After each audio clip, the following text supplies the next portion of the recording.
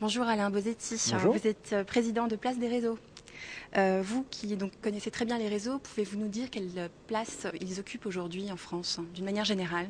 Alors, aujourd'hui, de manière générale, les réseaux sont devenus prioritaires pour tout le monde, avec notamment les réseaux Internet qui ont fait émerger la notion de réseau.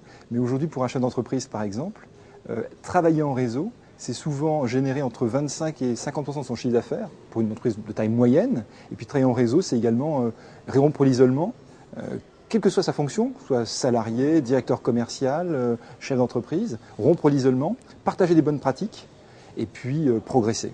Est-ce que c'est une erreur aujourd'hui de ne pas appartenir à un réseau qui soit virtuel, physique ou autre? Je pense que ce n'est pas une erreur, c'est suicidaire. Vouloir travailler sans les réseaux, c'est vouloir vivre appauvri.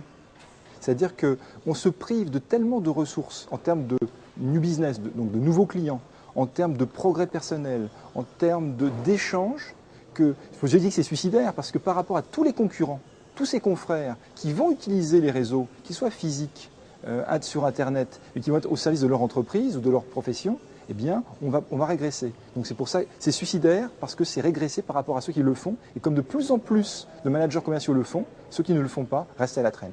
Pouvez-vous nous donner 3 conseils pour bien réussir en réseau? Le premier est tout simple, ça s'appelle la générosité. Pour réussir en réseau, il faut donner sans attendre de recevoir. Un deuxième, c'est d'avoir des objectifs très clairs. Le réseau n'est pas une fin en soi. Un réseau, c'est un moyen pour atteindre ses objectifs. Donc avoir des objectifs très clairs et voir quels sont les contacts qui peuvent permettre d'atteindre ces objectifs.